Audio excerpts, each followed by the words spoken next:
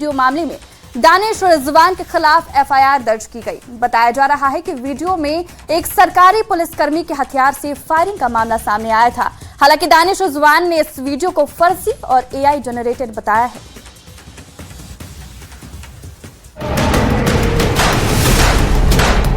आरा से viral firing video मामले में दानिश रिजवान के खिलाफ एफआईआर दर्ज कर ली गई है। इस घटना के सामने आने के बाद इलाके में सियासी और प्रशासनिक हलचल तेज है। बताया जा रहा है कि वायरल वीडियो में एक सरकारी पुलिसकर्मी के हथियार से फायरिंग करते हुए वीडियो सामने आया था, जिसके बाद इस मामले ने तूल पकड़ लिया और आखिरकार आरा नगर थाने में प्राथमिकी दर्ज कर ली गई। दानिश रिजवान, जो कि केंद्रीय मंत्री जीतन राम मांझी के राजनीतिक सलाहकार बताए जाते हैं, उनके खिलाफ दर्ज इस एफआईआर के बाद अब जांच तेज कर दी गई है। हालांकि दानिश रिजवान ने इन आरोपों को सिरे से खारिज करते हुए वीडियो को पूरी तरीके से फर्जी बताया है। उनका कहना है कि ये वीडियो एआई तकनीक के जरिए तैयार किया गया और उन्हें बदनाम करने की साजिश के तहत वायरल किया जा रहा है। वीडियो की सत्यता की जाँच हो रही है और जाँच के बाद ही आगे की कार्रवाई की जाएगी।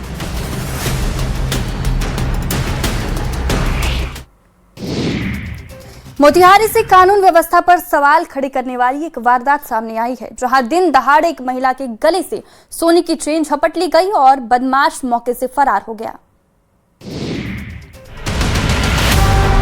मोहल्ले की तंग गलियों में लगे सीसीटीवी कैमरे में कैद चेन स्नैचिंग की ये तस्वीरें मोतिहारी से सामने आई, जहां नगर थाना क्षेत्र के अगरवा मोहल्ले की है। बाइक सवार बदमाशों ने चेन स्नैचिंग की वारदात को अंजाम दिया, जिसकी तस्वीरें सीसीटीवी कैमरे में कैद हो गई। जानकारी के अनुसार प्रमिला देवी नाम की महिला सुबह दुकान से दूध लेकर अपने घर लौट रही थी और तभी गली में पीछे आए दो बदमाश ने उन्हें निशाना बनाया।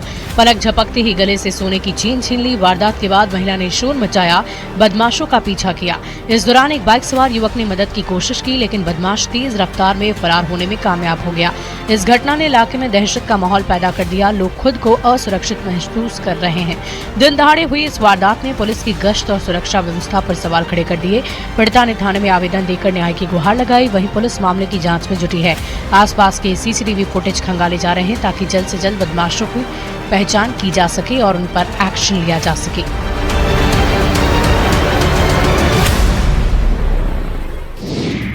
कैमूर के भभुआ में नकली पानी बनाने वाली कंपनी पर छापेमारी की गई है।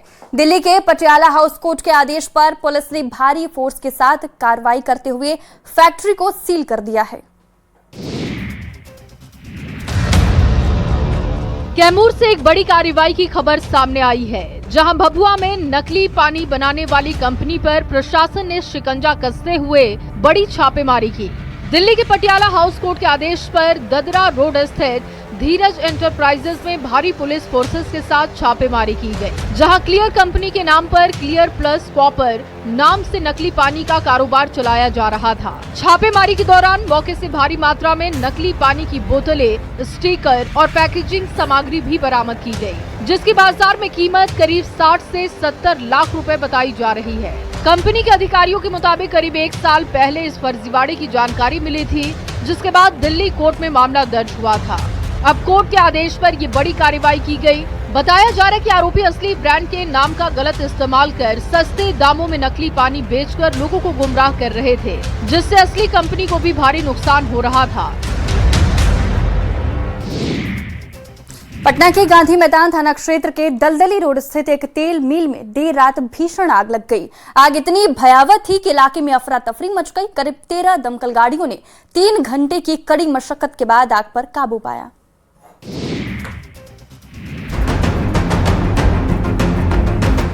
धधकती आग की लपटों की ये तस्वीरें पटना की, जहां देर रात गांधी मैदान थाना क्षेत्र के दलदली रोड स्थित एक तेल मिल में भीषण आग लग गई। आग इतनी ज्यादा भयावह थी कि देखते ही देखते पूरे इलाके में अफरा तफरी मच गई। प्रत्यक्षदर्शियों के मुताबिक आग की लपटें काफी ऊंची उड़ रही थी, जिससे आसपास के लोगों में दहशत का माहौल बन गया। सूचना मिलते ही दमकल विभाग की टीमें मौके पर पहुंची और आग बुझाने का अभियान शुरू किया गया।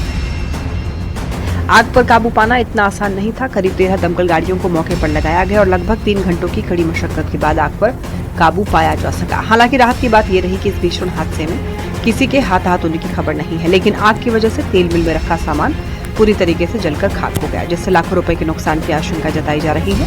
प्रारंभिक जांच में आग लगने की वजह शॉर्ट सर्किट बताई जा रही है। हालांकि प्रशासन पूरे मामले की जांच में जुटा है ताकि आग लगने के सटीक कारणों का पता चल सके।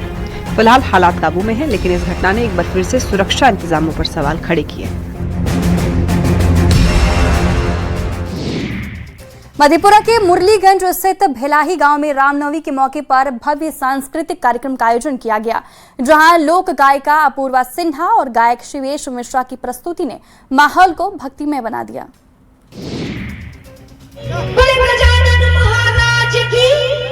भक्ति और सांस्कृतिक रंगों से सजी महफिल की ये तस्वीरें मधेपुरा की है, जहां मुरलीगंज प्रखंड के भेलाही गांव में आयोजित भव्य सांस्कृतिक कार्यक्रम ने पूरे इलाके को उत्सवमय बना दिया। प्रसिद्ध लोक गायिका अपूर्वा सिंह और लोक गायक शिवेश मिश्रा ने अपनी मधुर आवाज और शानदार प्रस्तुतियों से दर्शकों का दिल जीत लिया। उनके गीतों पर लोग देर रात तक झूमते नजर आए।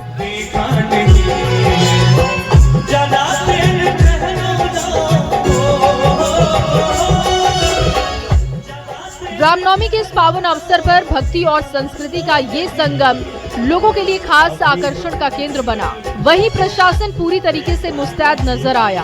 सुरक्षा और व्यवस्था को लेकर पुलिस बल की तैनाती की गई थी, जिससे कि कार्यक्रम शांतिपूर्ण तरीके से संपन्न हुआ।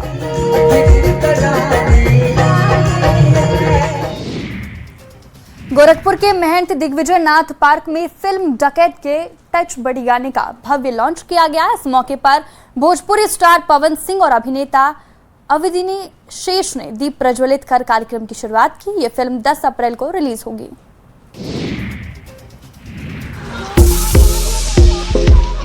फिल्मी सितारों की महाजुटान की ये रंग बिरंगी तस्वीरें गोरखपुर की हैं, जहां महंत दिग्विजय नाथ पार्क में एक भव्य कार्यक्रम के दौरान आने वाले फिल्म डकैत के टच बडी गाने का शानदार लॉन्च किया गया। इस खास मौके पर भोजपुरी सुपरस्टार पवन सिंह और साउथ के चर्चित अभिनेता अदिति शेष ने दीप प्रज्वलित कर इस लॉन्चिंग का आगाज किया। वहीं भोजपुरी अभिनेत्री काजल राघवानी भी कार्यक्रम में मौजूद रही। कार्यक्रम के दौरान टच बडी गाने को भव्य एलईडी स्क्रीन पर शानदार साउंड के साथ पेश किया गया। इस गाने में पवन सिंह ने अपनी आवाज दी है और वीडियो में भी वे नजर आ रहे हैं, जिसे दर्शकों ने खूब सराहा। दर्शक देर रात तक तालियां और जयकारों के साथ उनका उत्साह बढ़ाते रहे। बताया जा रहा है कि डकैत फिल्म एक प्रेम कहानी पर आधारित है, जो आगामी 10 अप्रैल को सिनेमाघरों में रिलीज होगी। वैशाली में रामनवमी के दिन गंगा स्नान के दौरान 3 युवतियां डूब गई। एक का शव बरामद हो चुका है, जबकि 2 की तलाश अभी भी जारी है।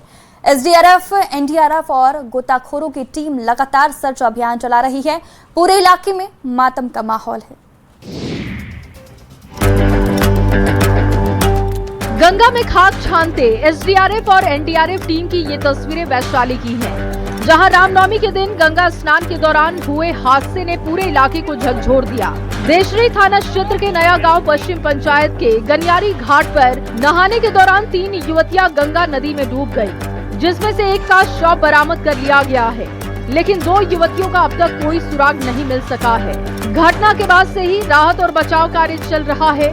पहले दिन से एसडीआरएफ की टीम सर्च अभियान चला रही थी। टीम ने गंगा नदी के कई घाटों तक सघन तलाशी अभियान चलाया है, लेकिन देर शाम तक भी लापता दोनों युवतियों का कुछ पता नहीं चल पाया। बताया जा रहा है कि रामनवमी के मौके पर कुल 6 महिलाएं नदी में डूबने लगी थी, जिनमें से एक स्थानीय युवक ने अपनी जान की परवाह किए बिना 3 को सुरक्षित बाहर निकाला था, लेकिन बाकी 3 में से एक की मौत हो गई, 2 अभी भी लापता हैं।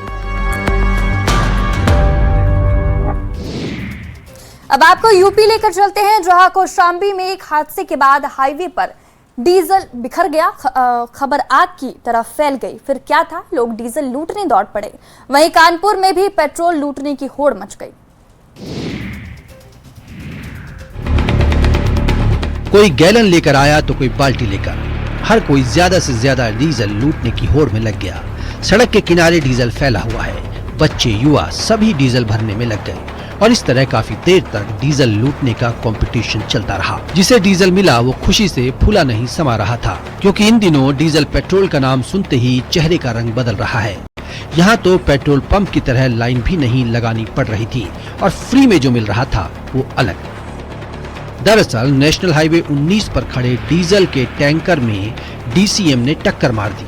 टक्कर लगने के बाद डीजल से भरे टैंकर की बॉडी फट गई। हजारों लीटर डीजल हाईवे पर बहने लगा। इसके बाद जैसे ही आसपास के लोगों को इसकी खबर मिली, वो डीजल लूटने के लिए हाईवे की तरफ दौड़ने लगे। कोखराज थाना के कल्याणपुर नेशनल हाईवे 19 की ये घटना है। सूचना मिलने के बाद पुलिस की टीम मौके पर पहुंची, लेकिन तब तक लोग काफी डीजल भरकर अपने साथ ले जा चुके थे। हजारीबाग में रामनवमी के मौके पर महिला सशक्तिकरण की अनोखी मिसाल देखने को मिली। आर्ष कन्या गुरुकुल की छात्राओं ने शौर्य शोभा यात्रा में तलवारबाजी, लाठी और पारंपरिक हथियारों के साथ दमदार प्रदर्शन किया।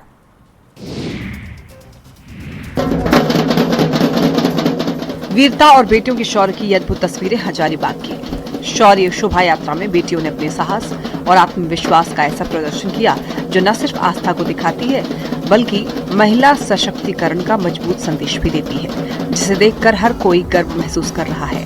इस शोभा यात्रा में ब्रह्मचारिणियों और छात्राओं ने तलवारबाजी, लाठी और पारंपरिक हथियारों के साथ हैरत अंगेज करतब दिखाए। छोटी छोटी बच्चियों का ये आत्मविश्वास और संतुलन लोगों के लिए आकर्षण का केंद्र बना रहा। जुलूस में बैंड, रथ, ऊंट और घोड़े भी शामिल रहे, जिसने पूरे आयोजन को और भी भव्य बना दिया। सड़कों पर उमड़ी भीड़ ने तालियों के साथ इन बेटियों का उत्साह बढ़ाया। गुरुकुल के आचार्य ने बताया कि इस आयोजन का उद्देश्य समाज को ये संदेश देना है कि बेटियां किसी भी क्षेत्र में पीछे नहीं हैं और उन्हें आत्मरक्षा के लिए सक्षम बनाना बेहद जरूरी है। कुल मिलाकर आयोजन आस्था के साथ साथ नारी शक्ति के उत्थान का भी प्रतीक बनकर सामने आया। खगड़िया के राजकीय चैती दुर्गा मेला में भक्ति और संगीत का अनोखा संगम देखने को मिला, जहां कल्पना पटवारी की आवाज ने पूरे माहौल को भक्तिमय बना दिया। खगड़िया से आस्था और संगीत का अद्भुत संगम देखने को मिला, जहां महद्दीपुर गांव में आयोजित राजकीय चैती दुर्गा पूजा मेला इस बार काफी खास बन गया। इस खास मौके को और भी यादगार बना दिया। मशहूर लोक गायिका कल्पना पटवारी की मधुर आवाज ने पूरे मोहल्ले को भक्तिमय कर दिया। उनके भक्ति गीतों पर श्रद्धालु देर रात तक झूमते गाते नजर आए। दूर दराज से पहुंचे लोगों की भीड़ ने इस आयोजन को और भव्य बनाया। मेला इस बार इसलिए खास रहा क्योंकि पहली बार इसे राजकीय मेले का दर्जा मिला।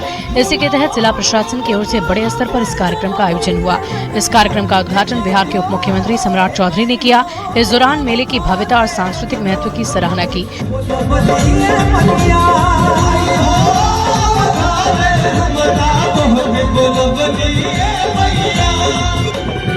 कुल मिलाकर खगड़िया का ये राजकीय मेला आस्था, संस्कृति और संगीत का ऐसा संगम बना जिसने हर किसी को मंत्रमुग्ध कर दिया।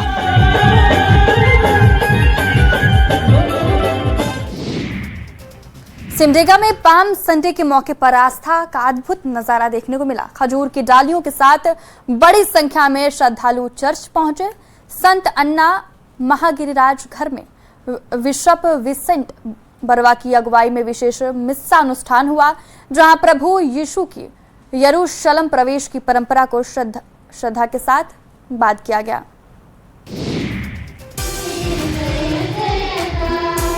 सिमडेगा से आस्था और श्रद्धा से जुड़ी एक खूबसूरत तस्वीर सामने आई है, जहां पाम संडे के मौके पर पूरा इलाका भक्ति और विश्वास के रंग में रंगा हुआ नजर आया। आदिवासी बहुल सिमडेगा में खजूर पर्व बड़े ही धूमधाम और उत्साह के साथ मनाया गया। हाथों में खजूर की डालियां लिए लोग प्रभु यीशु के स्वागत में चर्च पहुंचे।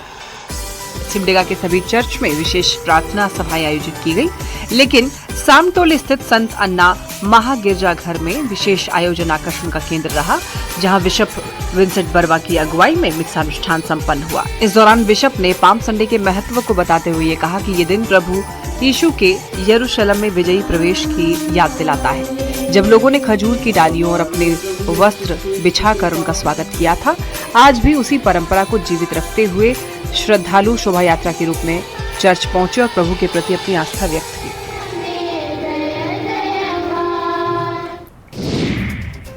शादी में अपने दूल्हे को घोड़ी, बग्घी या लग्जरी कार में आते देखा होगा, लेकिन मध्य प्रदेश के अलीराजपुर में एक दूल्हे ने एंट्री का अंदाज ही बदल दिया। यहाँ दूल्हा बुलडोजर पर सवार होकर बारात लेकर निकला, जिसे देखने के लिए लोगों की भीड़ उमड़ पड़ी। शादी का नाम आते ही जहन में शानदार कारें, फूलों से सजी बग्घी या फिर सफेद घोड़ी की तस्वीर उभरती है। सोशल मीडिया पर आपने हेलीकॉप्टर से विदाई और बैलगाड़ी वाले बारात के वीडियो भी खूब देखे होंगे। लेकिन मध्य प्रदेश के अलीराजपुर में जो हुआ उसने स्वैग की सारी परिभाषाएं ही बदल दी। यहाँ दूल्हा न कार से आया न बग्घी में, यहाँ तो एंट्री हुई सीधे पीले पंजे यानी बुलडोजर पर। अलीराजपुर की सड़कों पर जब ये नजारा दिखा तो ट्रैफिक थम गया और लोग अपनी बालकनियों में आकर देखने लगे। दूल्हे राजा ने अपनी बारात के लिए किसी लग्जरी कार को नहीं बल्कि बुलडोजर को चुना। दूल्हा शान से फूलों से सजे बुलडोजर के अगले हिस्से में बने पंजे पर बैठा था और पीछे बाराती बुलडोजर बाबा के नारे और ढोल नगाड़ों की थाप पर झूम रहे थे। बात सिर्फ बारात तक सीमित नहीं रही। जब दूल्हा दुल्हन साथ नजर आए तो इस अनोखे वाहन को देखने के लिए सैलाब उमड़ पड़ा।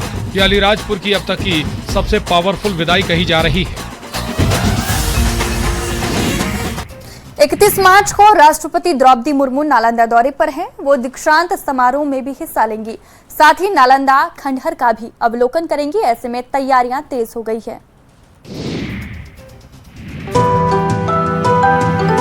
देश की राष्ट्रपति द्रौपदी मुर्मू 31 मार्च को नालंदा दौरे पर पहुंच रही है। इस दौरे को लेकर पूरे जिले में जोर शोर से तैयारियां चल रही है। राष्ट्रपति द्रौपदी मुर्मू राजगीर स्थित नालंदा यूनिवर्सिटी में आयोजित दूसरे दीक्षांत समारोह में शिरकत करेंगी, जहां वे छात्रों को संबोधित करेंगी, डिग्री प्रदान करेंगी। इस कार्यक्रम के बाद राष्ट्रपति नालंदा खंडहर का भी दौरा करेंगी, जो भारत की प्राचीन ज्ञान परंपरा और गौरवशाली इतिहास का प्रतीक है। राष्ट्रपति के आगमन को लेकर प्रशासन पूरी तरह से अलर्ट है। सुरक्षा व्यवस्था के चाक चौबंद इंतजाम हैं। वहीं सौंदर्यीकरण का काम तेजी से जारी है। नालंदा खंडहर के आसपास सड़कों के किनारे बैरिकेडिंग की जा रही है। रंग रोगन साफ सफाई का काम युद्ध स्तर पर जारी है, ताकि राष्ट्रपति के दौरे पर पूरा इलाका आकर्षक और व्यवस्थित नजर आए। ये दौरा न सिर्फ नालंदा के लिए बल्कि पूरे बिहार के लिए खास माना जा रहा है, क्योंकि इससे एक बार फिर नालंदा की ऐतिहासिक पहचान और वैश्विक महत्व को नई पहचान मिलेगी।